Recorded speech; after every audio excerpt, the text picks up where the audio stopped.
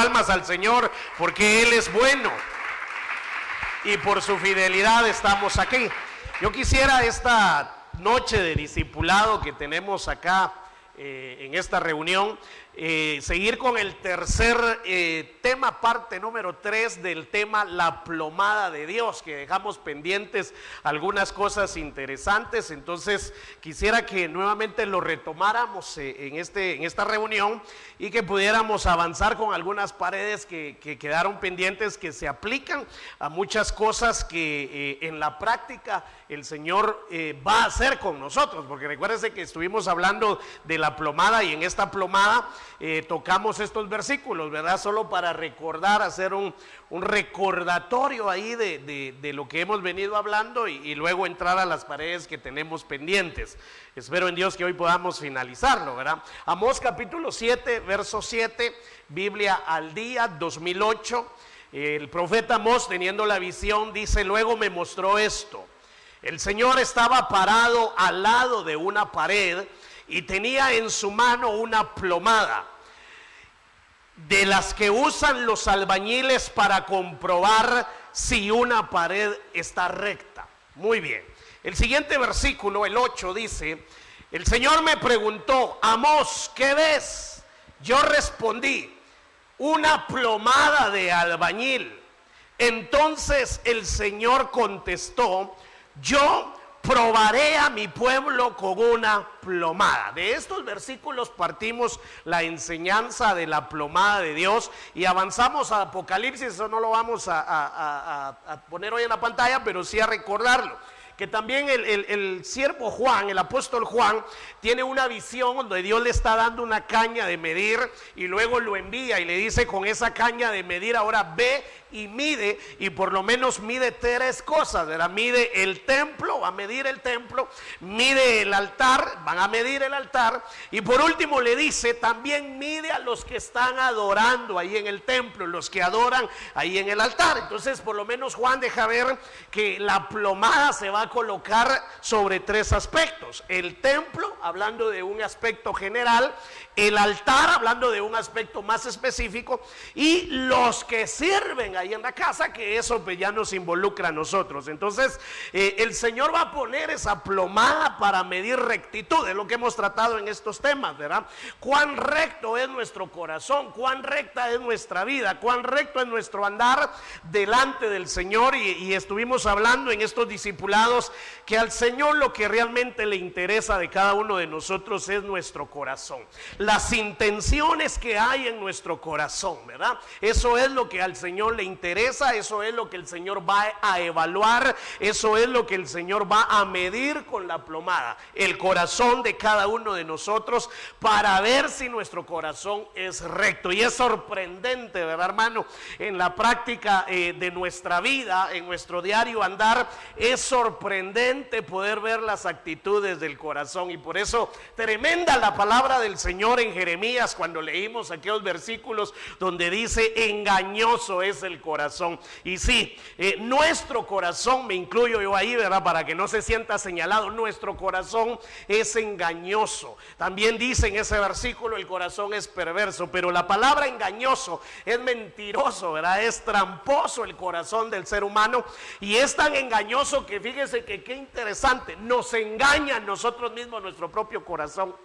Por eso dice: ¿quién examinará, quién entenderá el corazón del ser humano, verdad? Es solamente yo, dice el Señor. O sea que ni nosotros mismos podemos evaluar, y por eso tocamos algunos versículos donde el salmista también ora y le pide al Señor: examíname tú, ¿verdad? Examíname tú, evalúame tú, porque mi corazón es engañoso. O sea que dejan ver, hermano, que hay serios problemas en el corazón. Y cuando uno analiza esos versículos y los lleva uno a la práctica y vemos nuestra conducta, vemos nuestro comportamiento, realmente sí es así. Nos engaña nuestro corazón muchas veces. Somos engañados por nuestro propio corazón. A veces creemos estar bien y no es así. A veces creemos que en nuestro corazón no hay cosas malas y no es así. Nos engaña a nosotros mismos y bueno, si nos engaña a nosotros mismos es capaz de engañar también a las personas, ¿verdad? Así es nuestro corazón.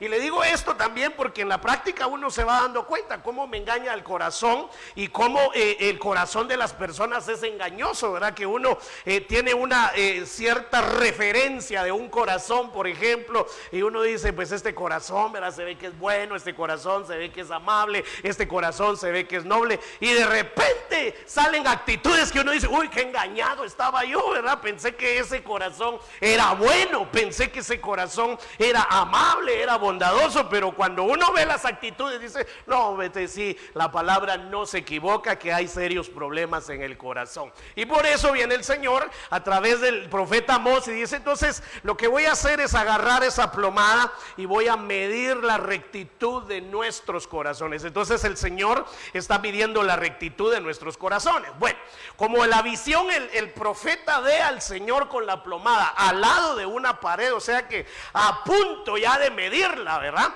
Entonces habla de una pared.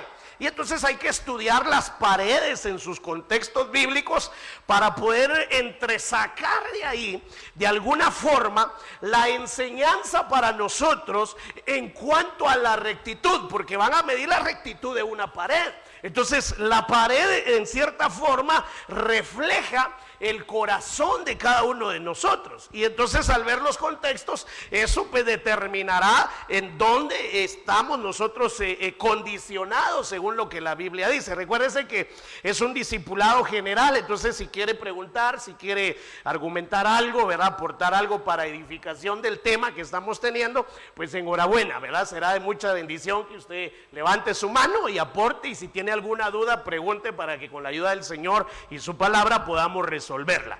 Entonces por lo menos hay que 2, 4, 6 paredes que pueden, hermano, pueden reflejar nuestro corazón, ¿verdad? Que pueden sacar a luz nuestro corazón.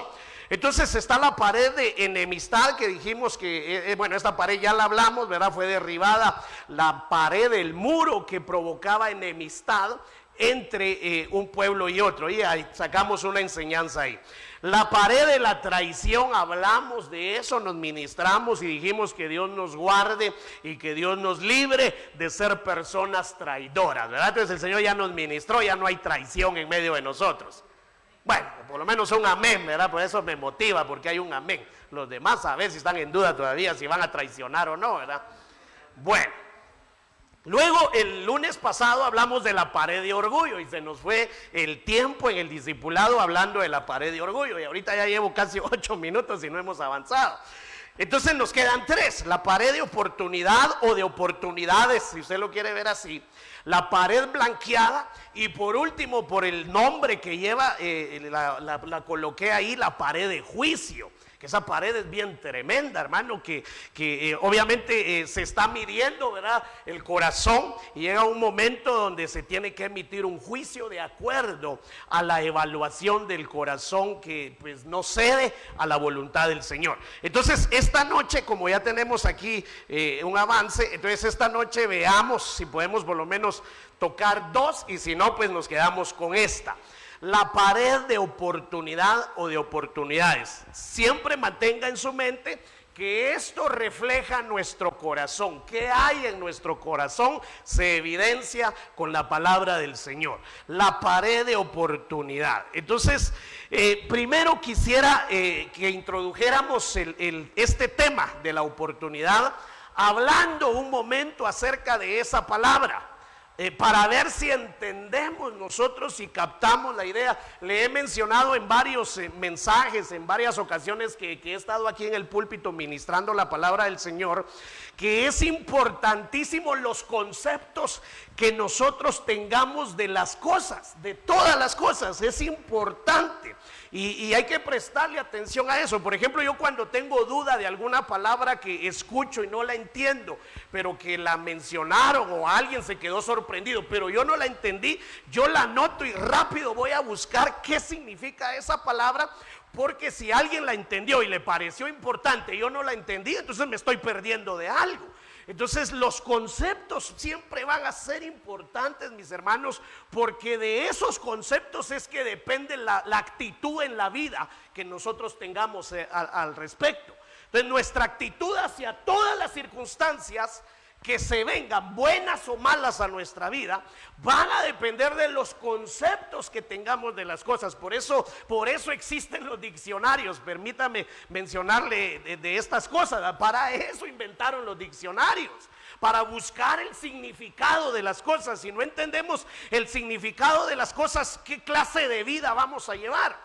Ahora apliquemos eso a lo espiritual, ¿verdad? Si no entendemos, hermanos, el significado de la alabanza, pues ¿a quién vamos a alabar?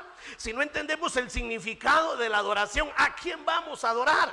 Si no entendemos el significado de servir, ¿a quién le estamos sirviendo? Pues yo creo que esa es la mayoría de los problemas que enfrentamos como iglesia, porque no entendemos los conceptos, ¿verdad? Nos dicen una cosa, no lo entendemos, simplemente lo hacemos, pero no comprendemos. Entonces es necesario entender en este caso, hermano, ¿qué es oportunidad? Una pared de oportunidades que también le van a colocar la plomada para evaluarla. ¿Qué significa? ¿Cuál es el concepto para yo poder llevar eso a la práctica? Entonces, por ejemplo, si yo le pregunto esta noche, ¿cuántos están esperando una oportunidad? De cualquier cosa, puede ser una oportunidad económica, una oportunidad de trabajo, una oportunidad de salud, una oportunidad de hacer una propiedad, una casa, un carro, qué sé yo. Yo creo que todos los que estamos aquí, desde los más grandes hasta los más pequeños, me imagino que en nuestro corazón está el deseo, o está el anhelo, o está la esperanza de una oportunidad, ¿sí o no? Todos de alguna forma, hermano, estamos esperando una oportunidad, que la esperamos porque no ha llegado, la esperamos porque todavía no está en nuestras manos. Entonces yo creo que la mayoría de nosotros, estando en las cosas del Señor, hermano, tenemos una esperanza, un sueño, una fe hacia una oportunidad de algo, ¿verdad? Alguien está esperando, quizás lleva meses, quizás lleva años o semanas de estar esperando una oportunidad. Y hay varios pasajes en la Biblia, varias figuras bíblicas, hermano, que se refleja ahí cómo esperaban una oportunidad. Por ejemplo, habían personas que esperaban la oportunidad de que un día se les abriera el cielo, porque el cielo estaba cerrado, y ellos vivían con la esperanza de que se va a abrir el cielo. Necesitamos una oportunidad para que se abra el cielo. Y entonces hay gente en la Biblia que vivía con esa esperanza. Pues le traigo aquí a su mente, no tengo el versículo, yo creo que está en Segundo de Reyes 6, si no estoy mal.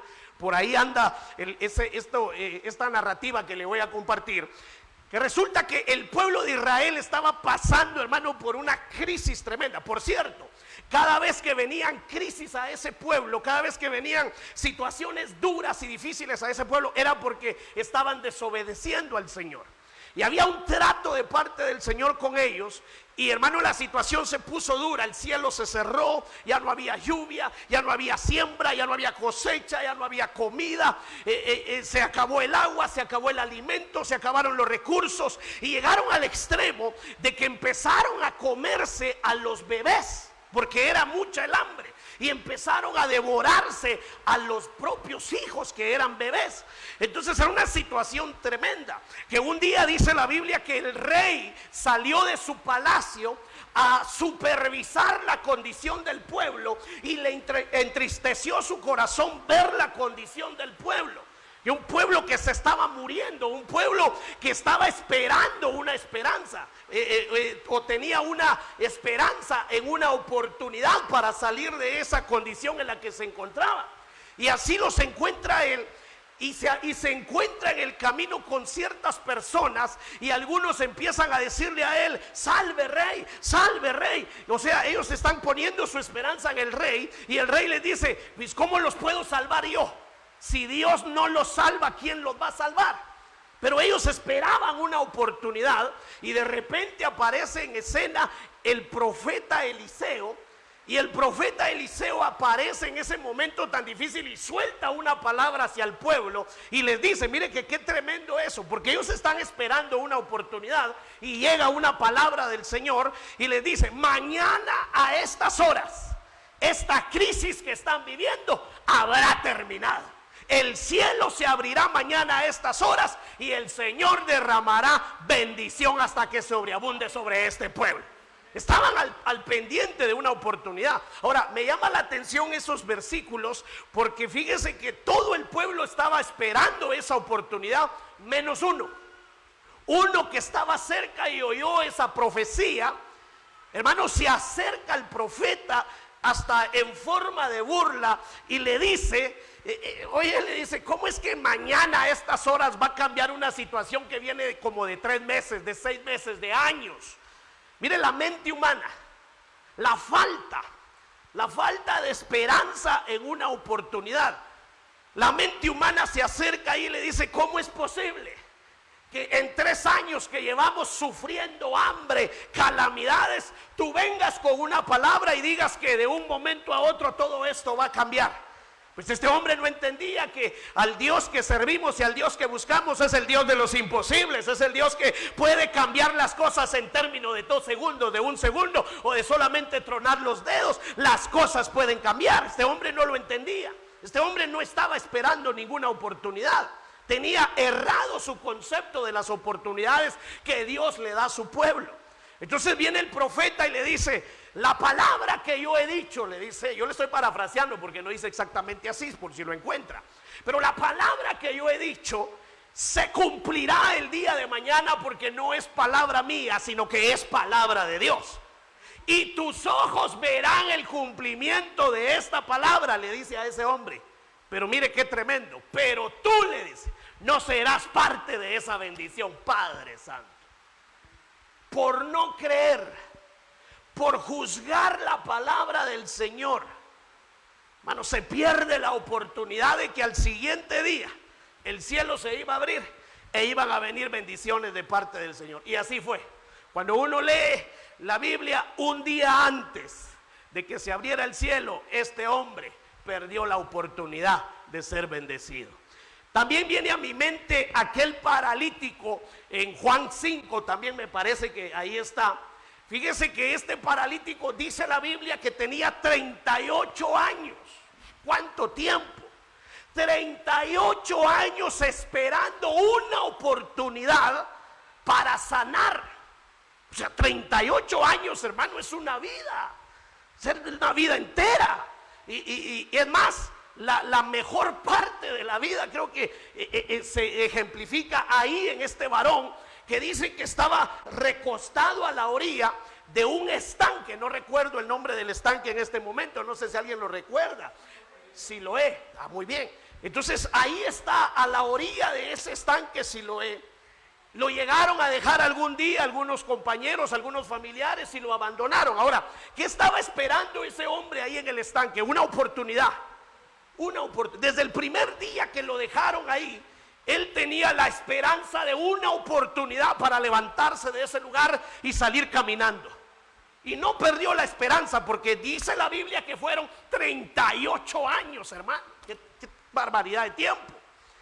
Pero dice la palabra del Señor que sobre ese estanque de tiempo en tiempo descendía un ángel y agitaba el agua, y todo aquel enfermo o aquel necesitado, o en este caso aquel que estaba esperando una oportunidad, corría y era el primero en llegar en ese estanque agitado por el ángel, sanaba de cualquier enfermedad. Resulta que no era solo él el que estaba ahí, eran varios. Y llevaba 38 años esperando la oportunidad de su vida. La oportunidad que quizás muchos de nosotros esperamos en nuestro corazón, ¿verdad? De decir, yo tengo el deseo de que venga una oportunidad para salir de esta deuda, para salir de esta condición. Una oportunidad. Mucha gente está esperando esa oportunidad como ese hombre, pero a ese hombre, le vuelvo a repetir, 38 años esperando que se le abriera la puerta. Y dice la Biblia que cada vez que él se disponía a correr a ese estanque o a moverse por lo menos, ¿verdad? A gatear, a arrastrarse, no sé por qué era paralítico. Dice que otros llegaban siempre antes que él. Y la oportunidad para él no llegaba. Llegaba para otros, pero para él no llegaba.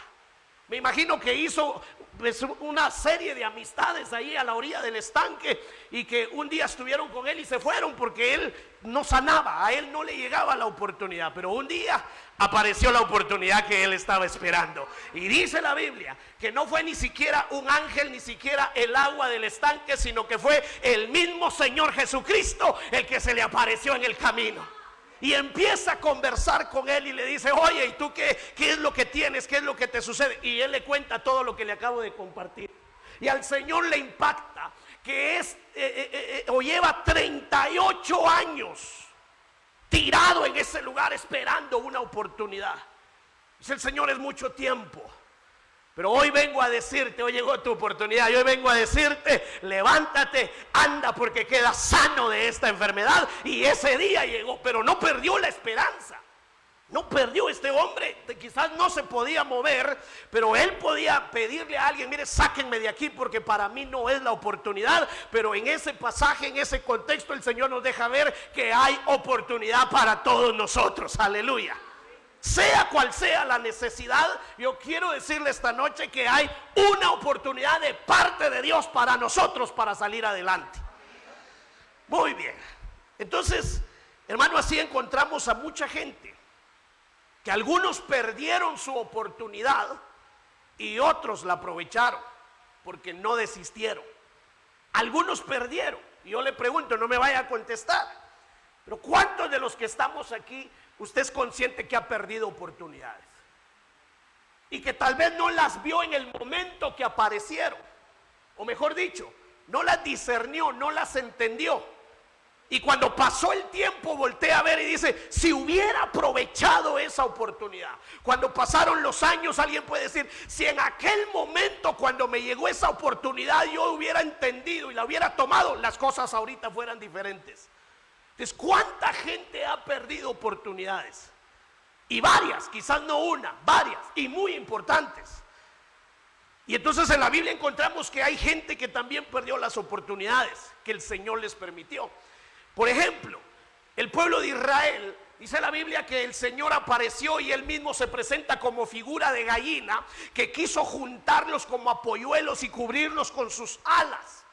Pero el mismo Señor le dice al pueblo: no entendieron el tiempo de su oportunidad y la perdieron. Porque lo que no quisieron ustedes, la oportunidad que no quisieron aprovechar ustedes, se les da a otro pueblo que ahora somos nosotros.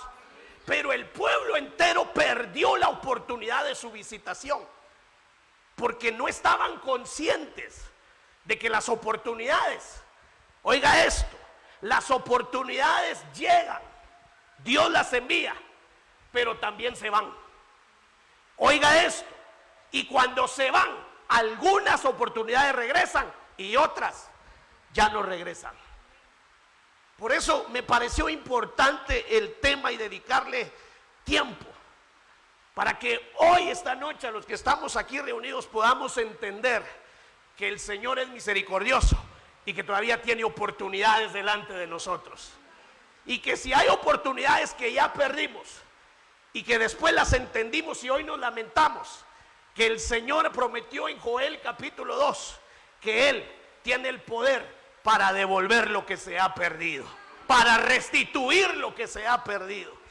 Entonces es bien tremendo el tema. Ahora, ¿qué es oportunidad? Por lo menos quiero mencionarle dos conceptos que me parecen que son importantes. El primero es de un diccionario secular, no bíblico, que asumen, y mire, cada vez que tenga duda de alguna palabra o quiera entender la esencia del concepto, vaya a la etimología de la palabra. O sea, todas las palabras tienen un origen. El origen o la fuente del por qué surgió esa palabra. ¿Cuál es el propósito de esa palabra? Y cuando usted abre el concepto original, también le va a abrir el entendimiento de lo que significan las cosas. Por ejemplo, el diccionario secular dice que la palabra oportunidad viene del latín opportunitas, latín, y que significa por lo menos dos cosas, porque es una palabra compuesta. Primero, o la primera palabra es op y significa antes, y la segunda palabra es portus y significa puerto. Eso es lo que significa en el diccionario secular oportunidad: op y portus, antes y puerto. Ahora, cuando uno, como es una palabra compuesta, es decir, son dos palabras con diferentes significados que se unen para formar un solo significado, nos dan entonces la esencia de lo que es. Y mire pues, mire lo que dice ese diccionario. Dice que la palabra oportunidad se define como delante del puerto. Ahora, no ayuda mucho el concepto, ¿verdad? Usted dice, pues entiendo mejor oportunidad que delante del puerto, ¿verdad? Porque delante del puerto usted ya está pensando en Champerico, el puerto de San José, ¿verdad? Dice usted ir hasta adelante, ¿verdad? Bueno, pero eso es lo, mire, pues mire lo curioso de de lo original de cada palabra. Delante del puerto. Entonces uno se queda, bueno, y delante del puerto, y eso es como que yo le quiera decir, hoy el Señor tiene para ustedes delante del puerto. Y usted dice, ¿y eso qué? Porque al final yo le estoy dando la esencia de que hoy el Señor tiene para ustedes oportunidades, ¿verdad? Muy bien, pero miren pues, entonces cuando ya se evalúa la esencia, significa esto. La palabra delante del puerto es el término que explica las diversas opciones que tiene un marinero o un navegante al momento de llegar a un puerto. Mire qué interesante la etimología de esta palabra. O sea que con eso se explica las opciones, varias opciones que tiene un marinero, alguien que anda en el mar, en un barco que se mantiene en el mar, y que al llegar o al asomarse a un puerto, está consciente que en el puerto se va a encontrar con muchas opciones que debe de aprovecharlas. ¿Por qué? Porque su oficio, su profesión, su trabajo, su sustento depende del mar. O sea que él casi todo su tiempo de vida se mantiene en el mar. Y son pocas las veces que él toca tierra. Y es en los puertos. Y es para seguir trabajando. Entonces la idea transmite el mensaje de que este marinero es su única oportunidad de tocar tierra en mucho tiempo, en meses y años. Y que al tocar tierra se le van a presentar muchas opciones que debe de escoger las mejores para él, las que sean de provecho para él, como dice aquí en este concepto, aprovecharlas bien, porque sabe que tiene unos pocos minutos para aprovecharlas y luego regresa al mar y no sabe si volverá a tocar tierra. Ese es el concepto de oportunidad en el diccionario secular, que está muy bien acertado, porque ahí dice: este marinero no sabe cuánto tiempo puede durar nuevamente navegando en el mar. Él no tiene idea cuándo va a regresar a la tierra. Entonces lo mismo pasa cuando trasladamos esto a lo espiritual. Dios nos va a presentar las oportunidades, que si no las entendemos, que si no las discernimos, que si no las aprovechamos, se van a ir las oportunidades. Y solamente el Señor, y ahí sí cabe el dicho, solamente Dios sabe si va a volver a repetirse esa oportunidad o ya no va a volver a llegar. Entonces esa es la idea central que se presenta con esta palabra. Pero cuando vamos a la Biblia nos da el concepto de Dios, porque aquí está el concepto humanista, ¿verdad? De los traductores de las palabras originales. Pero en la Biblia encontramos nosotros el concepto de Dios en cuanto a la palabra oportunidad.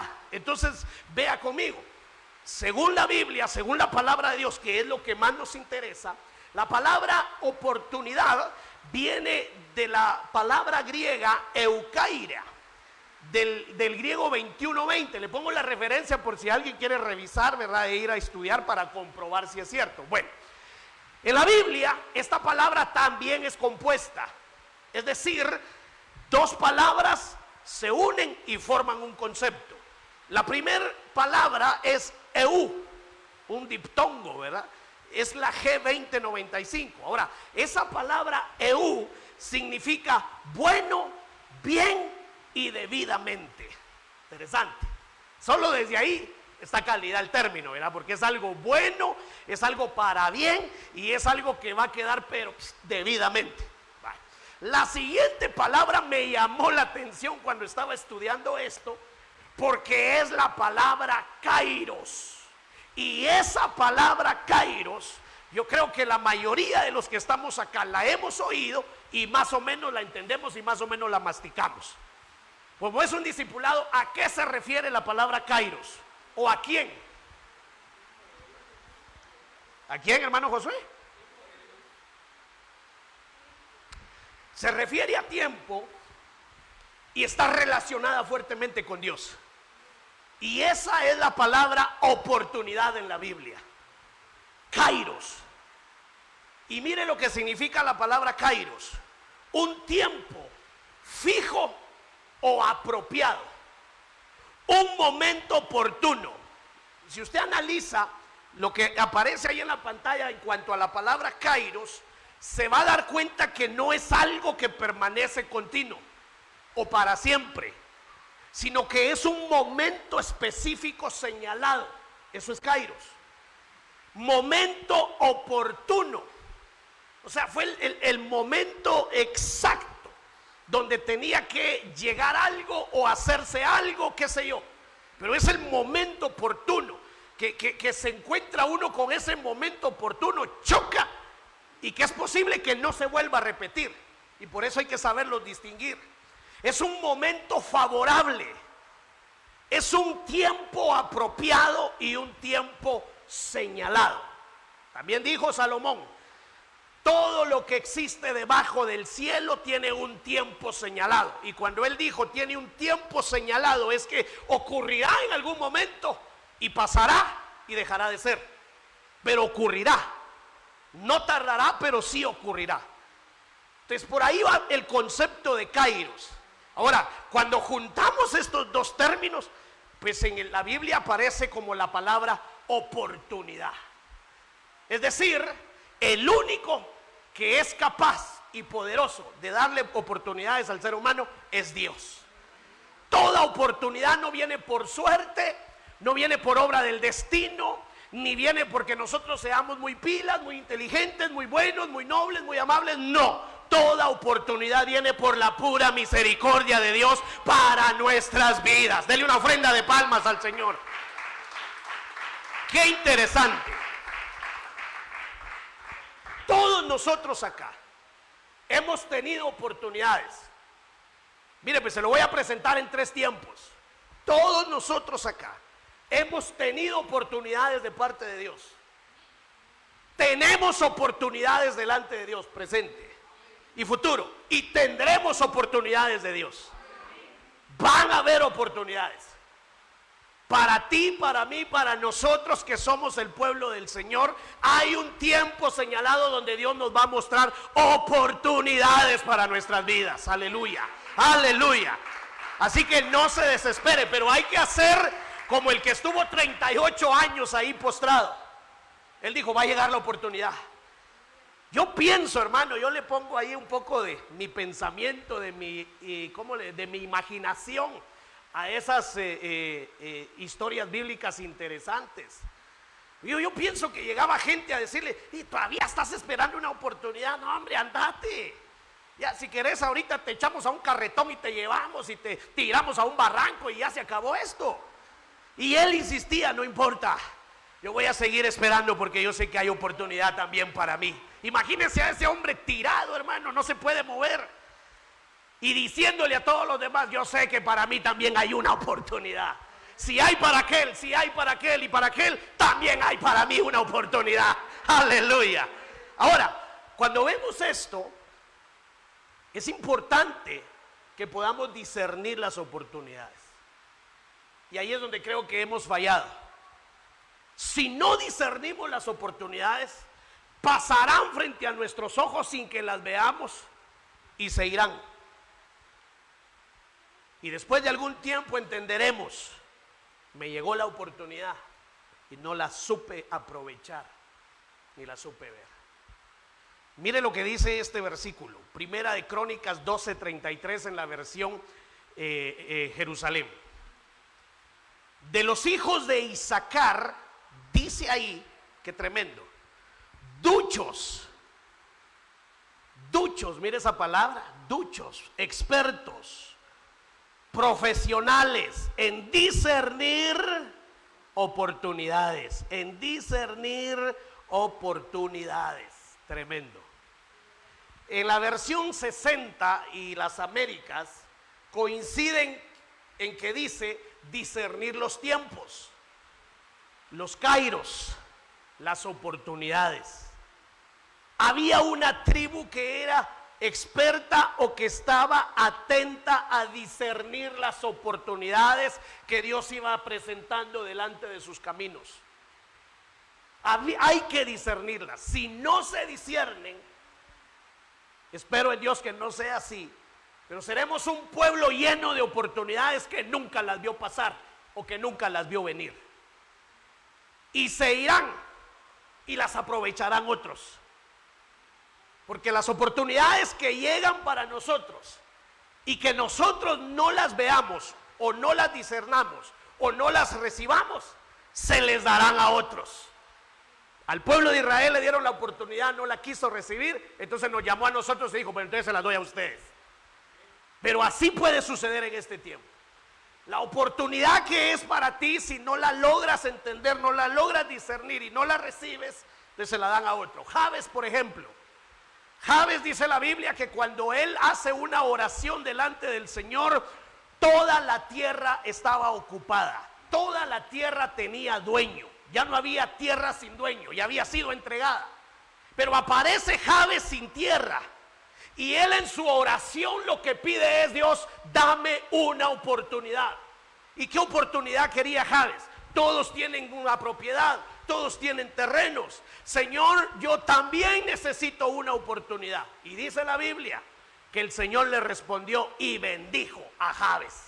¿Qué quiere decir eso? Le dio una oportunidad. Porque él pidió, dame a mí también una oportunidad.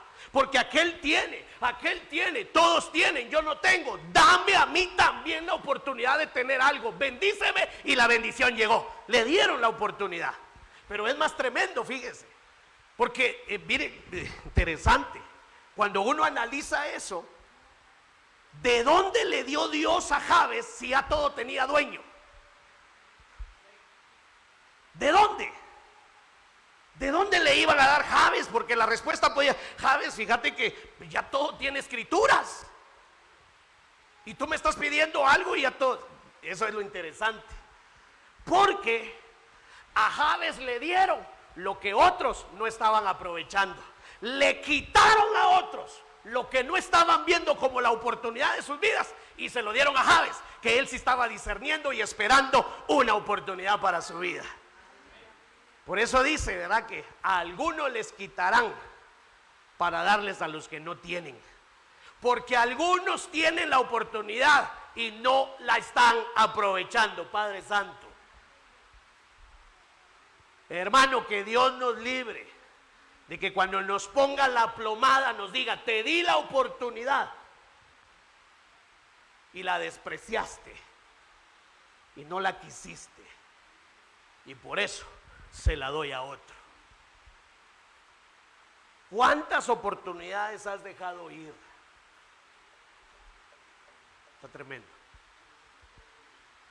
La tribu de Isaacar, dice la Biblia, que eran duchos en discernir las oportunidades. Las olían.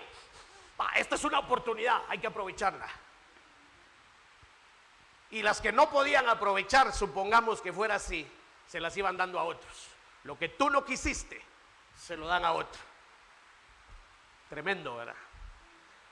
En las empresas, yo trabajé en algunas empresas Y cuando algún empleado se ponía rebelde, contestón y empezaba a sacar las uñas en la empresa, llegaba el jefe inmediato y confrontaba a esa clase de empleados y les decía: el que no quiera estar aquí, les decía, el portón es ancho y puede irse, porque ustedes deben de saber, les decía, que allá afuera hay 10 haciendo cola por el puesto de ustedes. Qué tremendo, ¿verdad?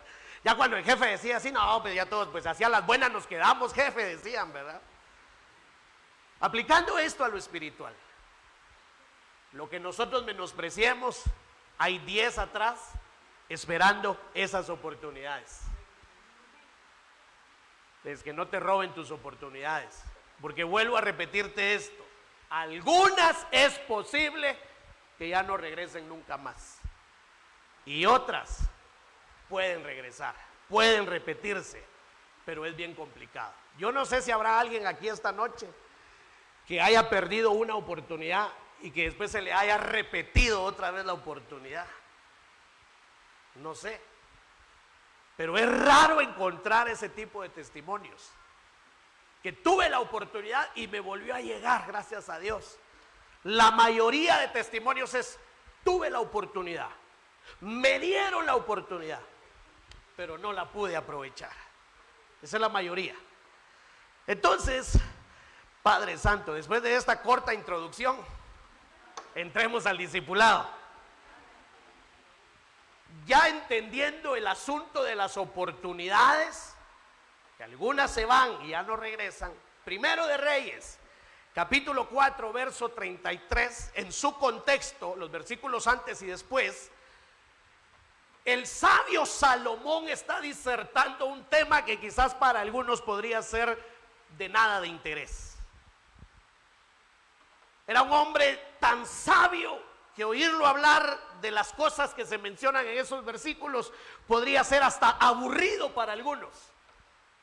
Porque fíjese que dice la Biblia que en su tiempo, después de Cristo, fue el hombre más sabio. Venía gente de otras regiones, hasta una reina africana, dice que dejó su tierra, dejó su nación y recorrió kilómetros por días y por semanas para solamente ir a escuchar la sabiduría de este varón. O sea, su sabiduría dice que cobró fama por todas las regiones de la tierra habitada en su tiempo. Y oírlo hablar de los asuntos que trata, que es del hombre más sabio hablando de estas cosas. Pero en las cosas más pequeñas es donde está la sabiduría. Por eso el Señor dijo: ¿ustedes quieren aprender a ser sabios? Sí, queremos ser sabios. Muy bien, vayan y observen a las hormigas y encontrarán sabiduría. Mire a dónde nos mandó. No nos mandó a ver a lo alto, sino a ver a lo bajo. Sería bueno buscar un hormiguero e ir a ver cómo trabajan, porque le aseguro que trabajan mejor que nosotros, sin ofenderlo. Me incluyo yo también. Bien organizado. Yo no sé si usted ha visto hormiguitas peleándose, que una se jala la hoja y la otra, y de repente entra otra y ¡pah! Y hormigas ninjas. Usted las ve y les tira un pedazo de Tortrix y se acercan 3, ra, ra, ra, ra, y como que mueven las antenitas a ver qué se dicen entre, a ver si hablan, ¿verdad? Pero levantan esa cosa y entre las 3 se van y suben la pared y ahí vienen de regreso. Sería bueno que fuéramos a ver las hormigas. Le voy a traer un hormiguero el domingo para que lo analicemos. Esa va a ser la prédica. Nos ponen a nosotros a la par de las hormigas y se asustan las hormigas de nosotros, ¿verdad? Nos comemos el Tortrix. Cuando el Señor nos mandó a aprender sabiduría, dijo: vayan y observen los conejos. ¿Qué hacen los conejos cuando están siendo perseguidos? A ver, ¿alguien sabe? ¿Ah? ¿Dónde se esconden? Miren, no se esconden en cualquier lugar. Se esconden en una roca, porque sabe que cualquier cosa que quiera pegarle tiene que atravesar primero la roca y eso va a ser imposible. Qué tremendo, ¿verdad? Entonces ahora nos habla de árboles. 4:33, primero de Reyes. El hombre más sabio en su momento disertó sobre los árboles. Una prédica de los árboles. Qué tremendo, ¿verdad? Podíamos sacar una prédica de los animalitos, el buey, la vaca, la langosta, el conejo, las hormigas. Y aquí podríamos sacar un mensaje de los árboles. Tremenda las cosas que el Señor esconde. El hombre sabio diserta de los árboles y le presenta a las personas. Desde el cedro que está en el Líbano hasta el hisopo que crece en la pared. También habló de ganados, de aves, de reptiles y de peces. ¿Qué tema tan atractivo será ese? Que dejó sabiduría en sus enseñanzas. ¿Qué enseñanza podemos sacar de un roble? De un árbol de eucalipto. ¿Qué enseñanza podemos sacar de una palmera, por ejemplo? Dice que Débora estaba a la par de una palmera y ese era su hábitat. ¿Por qué a la par de una palmera? Ahora viene el hombre sabio y diserta sobre estas cosas. Necesitamos sabiduría. Necesitamos que los árboles nos hablen. Porque dice que disertó desde el árbol más robusto y más grande hasta el hisopo más insignificante. Y en los dos y en todo lo que había de por medio hay sabiduría para nosotros. Ahora hay que ir a estudiar eso. Yo me quiero centrar en la hora que todavía nos queda en esto. Acá, se lo subrayo. El hisopo que crece en la pared. Aquí centrémonos. Porque la plomada va sobre la pared. Y en esta pared hay hisopo.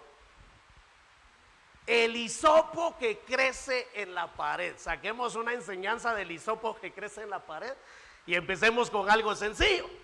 ¿Alguien conoce el hisopo que crece en la pared, mis hermanos? En lo que toma un poquito de agua. Pregúntele al que está a su lado. Tal vez para acá cuesta un poco, ¿verdad?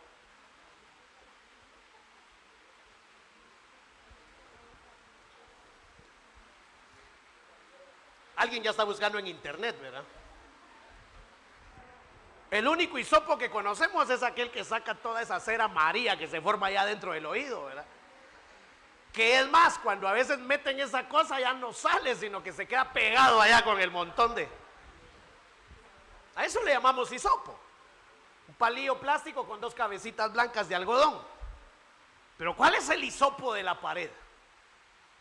¿Y cuál es la enseñanza para...? Mire, hermano, qué tremendo. Es decir, uno se acerca a una pared y ve el hisopo y ahí hay una enseñanza según Salomón.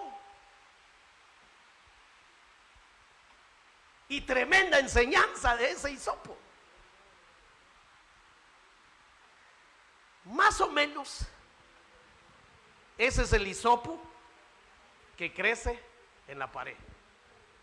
¿Lo ha visto? Ah, dice usted, sí, ese es. Ahora mire pues, el hombre más sabio de la tierra en su tiempo, antes de Cristo, disertó sobre eso, hermano. ¿Qué hubiéramos hecho nosotros que nos inviten? Mire, va a haber una conferencia. El hombre más inteligente, el hombre más sabio de la tierra va a exponer un tema que nos conviene oír. Y que cuando lleguemos al tema, nosotros con aquella expectativa, y bueno, les voy a hablar del hisopo en la pared. Ay, Dios, yo quería que me hablara de cómo ser millonario en 3 días. Cómo evadir a la policía cuando no llevo licencia. Eso quería saber yo. Cómo salir de una deuda. Pero el hisopo en la pared, y es eso. Y que todavía para hacerlo más real, consiguió un pedazo de pared con monte ahí, ¿verdad? Y este es el hisopo, y lo saca y se lo da. ¡Toca el hisopo! Y todos van, ¿el hisopo qué? Vayamos entonces a la palabra del Señor. Este hisopo que aparece acá tiene un mensaje para nosotros esta noche. Y si lo quiere ver de esta forma, el hisopo de la oportunidad, póngale. El hisopo en la pared. Muy bien. Salmo 51, verso 7. David hace una oración desde lo profundo de su corazón y escribe este salmo, pero llegando a la altura del verso 7 dice esto: Purifícame, Señor, con hisopo.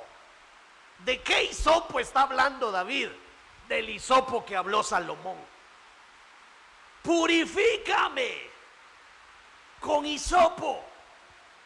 Entonces ahí empiece a entender para qué sirve el hisopo. Para purificar. Purifícame con ese hisopo y seré limpio.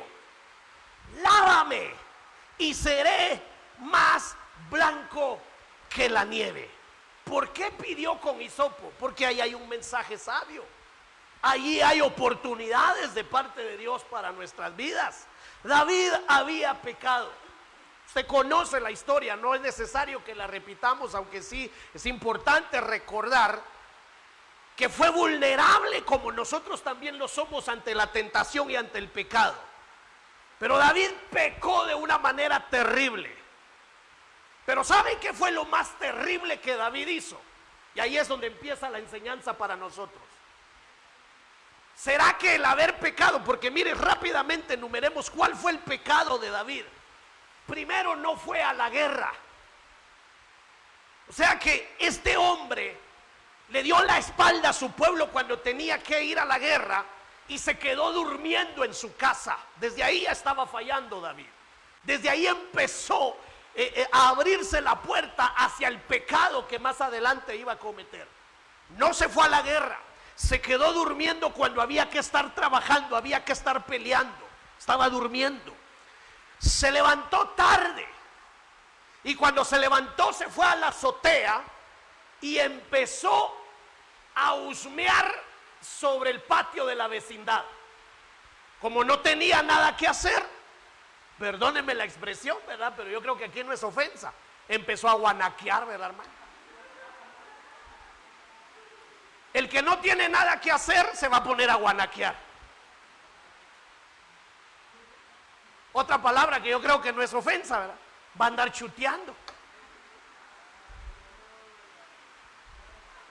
Porque el que está ocupado haciendo lo que tiene que hacer, no le da tiempo ni de oír qué pasó en el vecindario.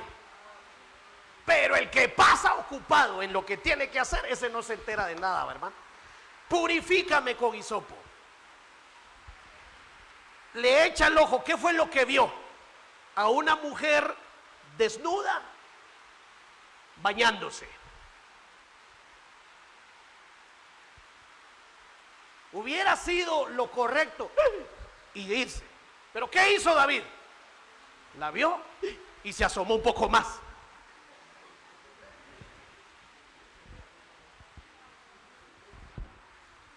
Pienso, la Biblia no dice que también la otra, ¿verdad? Donde se echó el guacalazo aquí, lo vio.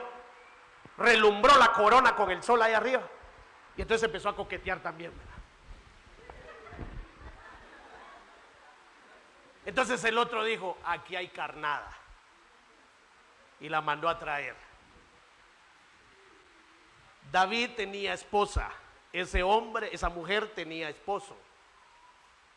Y la manda a traer y adultera con ella. La mete en su cama. La embaraza. No era su mujer. La embaraza.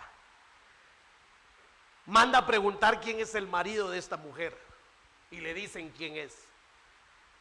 Y él dice, yo me tengo que quedar con esta mujer. Pero ¿cómo se la quito a este hombre? Al hombre que es esposo de esta mujer, le escribe una carta. Y que sea él el que la lleve a su comandante general para que lo ponga a él, que es el portador de esta carta, al frente del batallón, con la intención de que sea el primero al que maten en la batalla. ¡Qué tremendo! Y lo hace. Y matan al marido de esta mujer. Y él provoca eso. Mire, engañoso es el corazón. Y él provoca eso para quedarse con la mujer que no es su mujer. Matan a aquel, se queda con esta mujer, le nace un hijo, el hijo se le muere. Pero viene él y tapa todo su tamal. Que nadie se dé cuenta. ¡Qué vergüenza que esto salga a luz, Padre Santo! Nadie se tiene que enterar, porque esto es terrible lo que he hecho, es vergonzoso. Si la gente se da cuenta de lo que yo he hecho, uy, ¿qué van a pensar de mí? ¿Dónde va a quedar mi honor? ¿Dónde va a quedar mi apellido? ¿Qué van a decir? El rey, el que porta la corona, anda haciendo esas barbaridades. Tengo que ocultar esto. Mira, hermano, lo mismo hizo Saúl, quizás peor. Qué tremendo eso. Dice la Biblia que Saúl tenía que esperar a Samuel. Perdone que me salga un poco de lo de David, pero Saúl era el rey y tenía que esperar a Samuel para ofrecer el sacrificio con los ancianos y con el pueblo delante del Señor. Y dice la Biblia que Samuel se retrasó por unos minutos y no llegaba. Entonces viene Saúl y desesperado enciende el holocausto, el sacrificio, y hace lo que tenía que hacer el profeta. Usurpa el lugar del profeta. Y cuando llega el profeta le dice: ¿qué has hecho, Saúl? ¿Por qué no me esperaste? Has hecho las cosas alocadamente. ¿Por qué no esperaste, Saúl? Y viene Saúl y le dice: perdóname, es que había que avanzar, el tiempo se nos estaba yendo, la gente nos estaba pidiendo el sacrificio, tuve que ponerme yo al frente de la ceremonia. Muy bien, le dice, pero hoy te digo, y es donde corre y le desgaja un pedazo de su vestuario, le dice: hoy te digo que tu reino por desobediente ahora llegó a su final. Y con él el pedazo, hermano, en la mano, sabiendo que eso era un acto profético en contra de él, que él iba a dejar de ser rey en ese momento. Todavía le dice a Samuel: pero Samuel, le dice, ve conmigo y preséntate conmigo delante del pueblo para que no vean esta vergüenza mía. Ocultando, hermano, algo para no perder una imagen, para no perder, hermano, un testimonio, para no perder un valor, para no perder un honor. Escondiendo. Viene otro pensamiento a mi mente. ¿Cómo se llamaba aquel guerrero, aquel soldado que llega a buscar a Eliseo y tenía lepra? Naamán. ¿Por qué no se quitaba la armadura Naamán? Porque era el soldado principal, era el líder del pueblo, del ejército. Y qué vergüenza que vieran a un líder lleno de lepra. Entonces lo que hace es estar siempre con su armadura y nadie notaba. Él estaba parado siempre con su forma de soldado, listo para la batalla con sus armas, pero nadie sabía que estaba cubierto de lepra. ¿Por qué? Porque él escondía su lepra. Entonces, lo peor que hizo David, regresando a él, lo peor que hizo no fue el adulterio que cometió, aunque usted sabe que eso es pecado. No fue la trampa que le tendió a su competencia para que lo asesinaran. El peor error de David fue ocultar esas cosas que hizo. Y lo peor que nos puede pasar a nosotros es ocultar las cosas que no le agradan al Señor y presentar una imagen delante de las personas como que soy alguien muy recto y alguien muy espiritual y alguien que tiene niveles de santidad, cuando la realidad no es así. Ese fue el peor error de David, no ser él mismo, vivir de apariencias. Engañoso es el corazón. Por eso es que le mandaron a un profeta para darle una parábola. La parábola del cabrito, sí la sabe, ¿verdad? Y que cuando él escucha tremenda parábola dice: ¿cómo es posible que alguien haya hecho eso? A ese fulano hay que matarlo. Y le dice el profeta: pues hoy te digo que ese fulano eres tú. ¡Oh! Se fue de espalda. Engañoso es el corazón. Maten a aquel, porque ese merece la muerte. Y le regresa el dedo: no, el que merece muerte eres tú. Y luego lo miro muy callado, hermano. Póngale así la mano al que está a su lado: Dios te bendiga, dígale.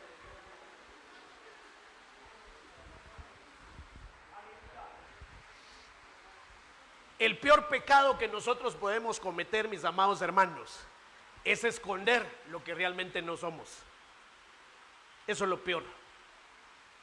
Eso es lo que más ofende el corazón de Dios. En la iglesia somos una cosa,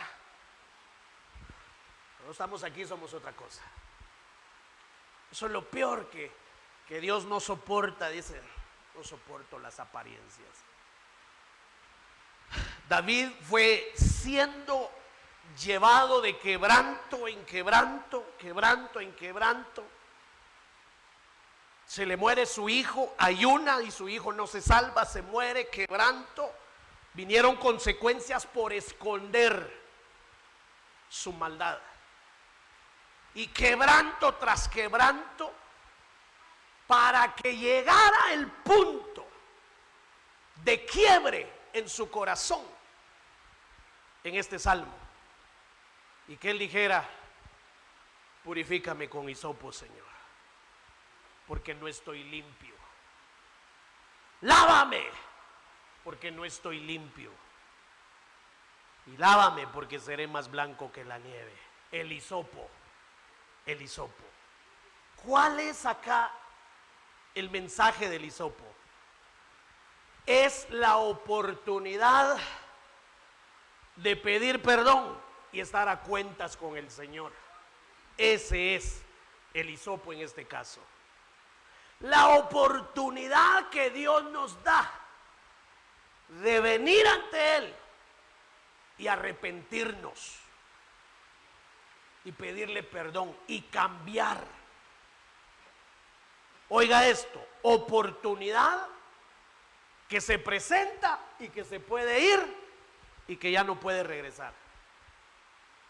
Límpiame, la oportunidad de pedir perdón, la oportunidad de perdonar. Mire, hermano, aquellos hermanitos que sigan en su corazón y en su carne no querer pedir perdón y en no querer perdonar, les van a poner la plomada.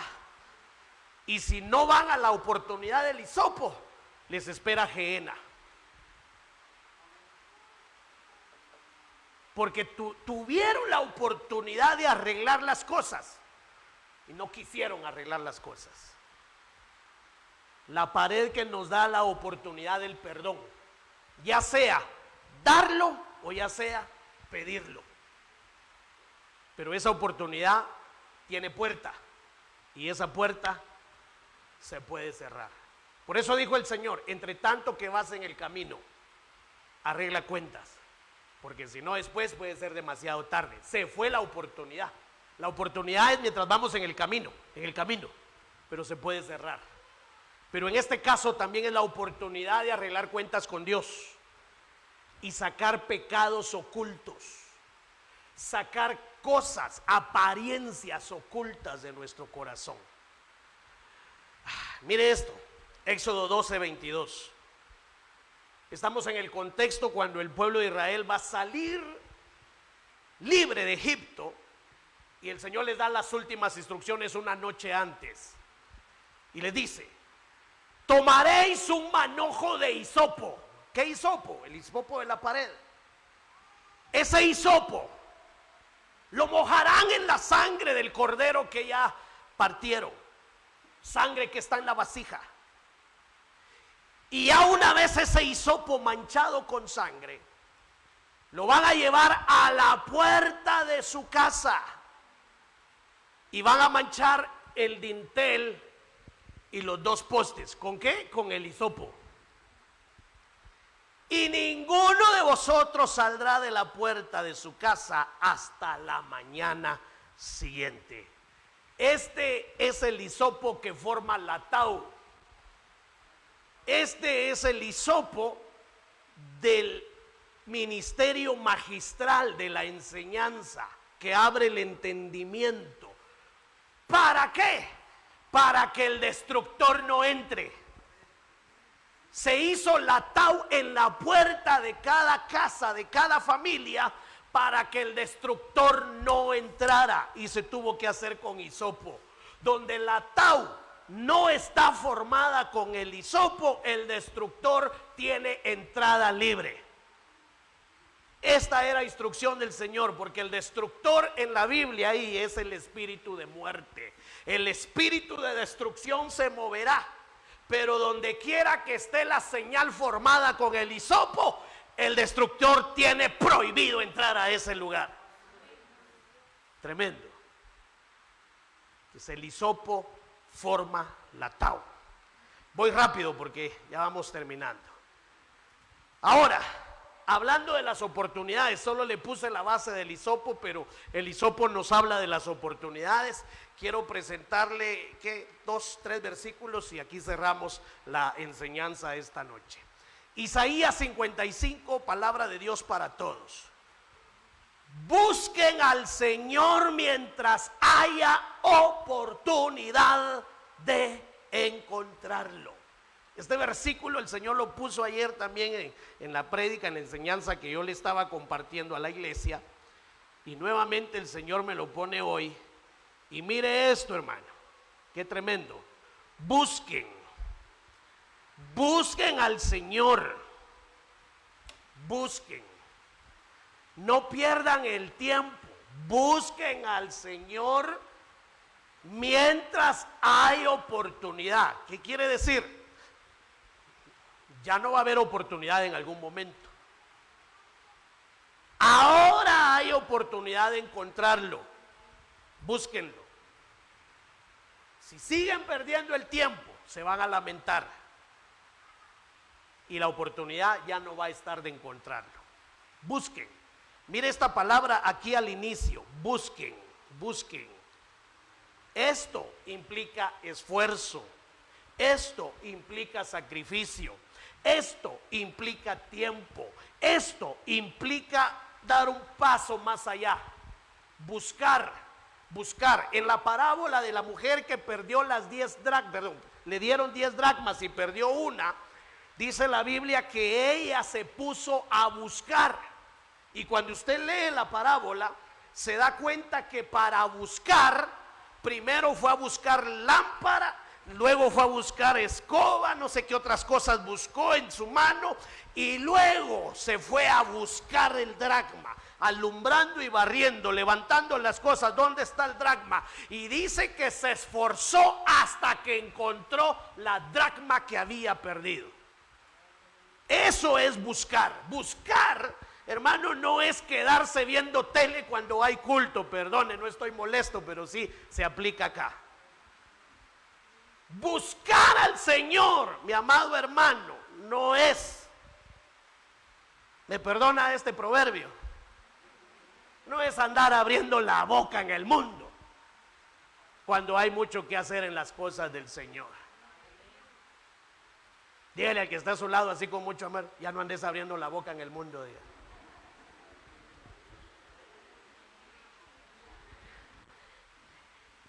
Buscar al Señor no es venirse a dormir al culto, hermano, perdone. Buscar al Señor no es venir a medio culto, perdóneme. Eso no es buscar al Señor. Esa es la tarea de un mediocre. Perdón, hermano, pero tengo que decirle la verdad. Y el Señor no está buscando cristianos mediocres. Él está buscando, por eso cuando vamos a Juan capítulo 4 dice, el Señor es espíritu y Él está buscando verdaderos adoradores que le adoren en espíritu y verdad. No está buscando gente carnal, apática, religiosa, que diga que está buscando al Señor y su vida es mediocre. El Señor no quiere cristianos mediocres. El Señor quiere verdaderos creyentes que se esfuercen por venir a orar el sábado por la mañana, que dejen la cama, que dejen la almohada, que dejen la chamarra, porque eso no te va a salvar. Dios está buscando gente que venga con gozo, con ánimo, con voluntad de servirle al Señor en esta casa. No está buscando gente que esté viendo hacia atrás, gente que esté, hermano, poniendo la mirada en los defectos de las personas. Él está buscando gente que ponga su mirada en Él. No está buscando cristianos mediocres, perdóneme. Cristianos apáticos que en la alabanza bostezando porque no tienen el espíritu para poder alabar al Señor. que oyen la palabra y hermano no la llevan a la práctica. Eso es ser un creyente mediocre. Oír que el Señor me habla y sigo siendo la misma persona es ser un creyente mediocre, un creyente a medias. Dios no quiere gente a medias. Dios dice en Isaías 55:6: quiero que mi pueblo busque al Señor mientras hay oportunidad de encontrarlo. Y llámenlo mientras está cerca. Ahora es el tiempo, porque vendrá tiempo cuando muchos querrán orar, muchos querrán levantarse de madrugada y buscar al Señor, y el Señor ya no estará. Lo llamarán y el Señor ya no responderá. Ahora es el momento cuando tú lo llamas y Él te dice: heme aquí, aquí estoy, ¿qué necesitas? Este es el tiempo cuando si tú te acercas, Él también se acercará a ti. No podemos seguir viviendo, hermano, una vida de apariencias.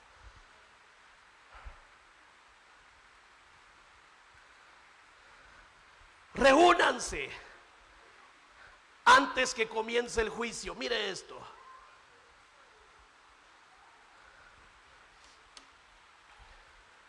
Reúnanse antes que comience el juicio. Antes. Mire eso, hermano, es que estos versículos encierran unas cosas tremendas. Antes de que su oportunidad de arrepentirse vuele como la paja. Es tiempo de arrepentirse, hermano. Y hay una oportunidad para arrepentirse. Y si no la discernimos y si no la aprovechamos, dice Sofonías, va a volar como la paja. Y vendrán muchos a quererse arrepentir después, pero la iglesia ya no estará aquí en la tierra. Y la gran tribulación habrá empezado. Y cuando se quieran arrepentir ahí, tendrán que ir a la guillotina preparada por el anticristo, porque la oportunidad fue en el tiempo de gracia que no quisieron aprovechar. Actúen ahora, antes de que caiga la intensa furia del Señor y comience el terrible día de la ira del Señor. Un consejo también para los jóvenes. Ni un amén, pero yo sé que el Señor les habla a través de este versículo. Eclesiastés 12, usted sabe que desde el verso 1 arranca hablándole a los jóvenes. Es un capítulo dedicado a la juventud, porque dice: acuérdate, haz memoria, recapacita, sacude tu mente. A ver, jóvenes, digan que sacudite, digan. Despertate de ese sueño ya. Sacúdanse los pensamientos y acuérdense de su Creador en los días de su juventud. Y mire lo que dice en el verso 4: acuérdate de Él, a los jóvenes, antes de que la puerta de las oportunidades de la vida se cierre y disminuya el sonido de la actividad diaria. Todos nosotros, las mayores oportunidades en abundancia las tuvimos en la juventud. Los que somos adultos somos el resultado de las oportunidades que aprovechamos en nuestra juventud. El trabajo que tenemos como adultos es el resultado de nuestra juventud. La casa que tú tienes, la familia, la ropa que usas, el carro, todo lo que tú tienes, el ingreso familiar que tú tienes, es el resultado de las oportunidades de tu juventud. Estos jóvenes no están aprovechando las oportunidades de su juventud. ¿Saben qué están haciendo muchos jóvenes hoy día? Y eso lo he visto hasta aquí en la iglesia. Sacan el teléfono, hermano, y jugando el hombre araña andan aquí. Eso les va a dar de comer. Eso los está preparando para ir a trabajar. Jugando pelota. La pelota te va a dar de comer. Jugando maquinitas. Ahí están en las maquinitas tragamonedas. Hermano, eso es tremendo. Fíjense que un día fui a comprar tortillas. Ya tiene tiempo, ¿verdad? O ya, que cerramos. Por aquí arriba. Y en la esquina contraria a la tortillería hay como 3 máquinas de esas tragamonedas. Me estaban va a dar las tortillas y hasta que me dijo las tortillas, porque yo me impactó, me quedé guanaqueando. Viendo la pasión que había en una persona jugando esas cosas. Pero una pasión, hermano, así como usted cuando está alabando al Señor acá. Pero ¿sabe qué fue lo que más me llamó la atención? Que era una mujer como de 60 años. De este tamañito, puro hisopo su cabeza. Dije yo, ese es el hisopo de las tragamonedas. Con una su licra y una su playera blanca y un pie adelante del otro, y estaba en esta posición y le hacía. Y hermano, yo me quedé. Y ahí mismo le oré al Señor, le dije: Padre, ten misericordia de mí, porque yo no quiero parar así, Señor. Yo no quiero llegar a mi vejez haciendo cosas que tú no me mandaste a hacer, Señor. Solo no me atreví a decirle: llévame antes de eso, ¿verdad? No me atreví, pero sí le dije: no quiero llegar a mi vejez cuidando patos y gallinas, Señor, no. Quiero ser como Caleb, que dijo: tengo 80 años, pero mi fuerza es como la fuerza de mi juventud para seguir conquistando tierras. ¡Ja! Dele fuerte el aplauso al Señor.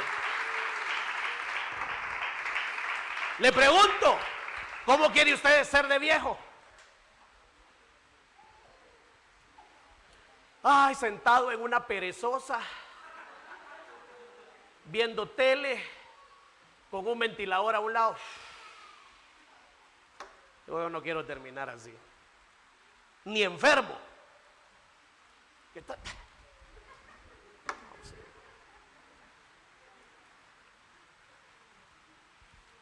Mucha gente adulta hoy está frustrada porque no aprovechó la puerta de oportunidades de la juventud. Los mandaban a estudiar y a conseguir novias, se iban.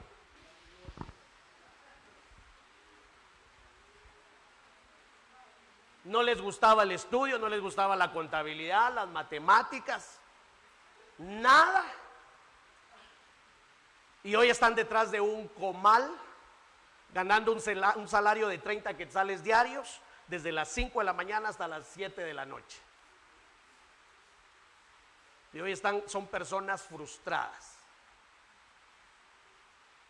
porque les dieron la oportunidad de estudiar, de prepararse, y en lugar de ir a estudiar se iban a jugar maquinitas. En lugar de ir a estudiar se capuchaban con el novio, con la muchacha.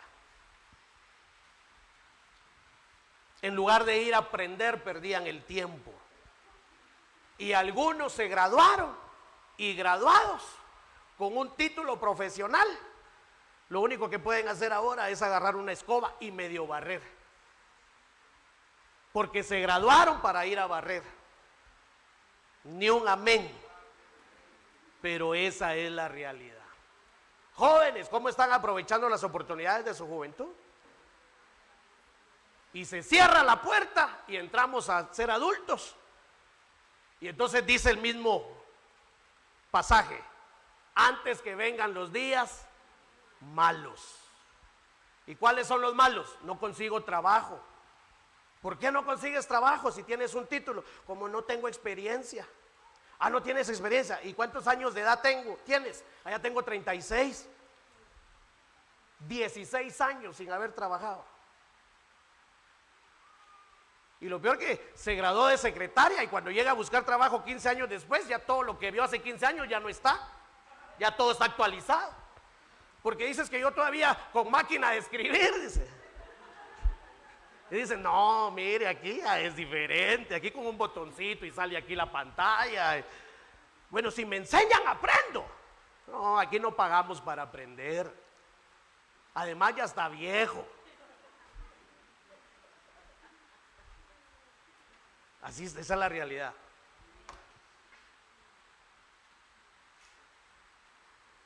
Por último, hoy sí lo dejo en paz, porque miro que ya se enojó. Efesios 5:16, versión del Viviente. Saquen el mayor provecho de cada oportunidad en estos días malos. Qué lindo el Señor. Son días malos, terribles los que estamos viviendo. Pero mire lo que dice Pablo aquí. En medio de estos días llenos de caos, de violencia, de muerte, de pestes, de muchas cosas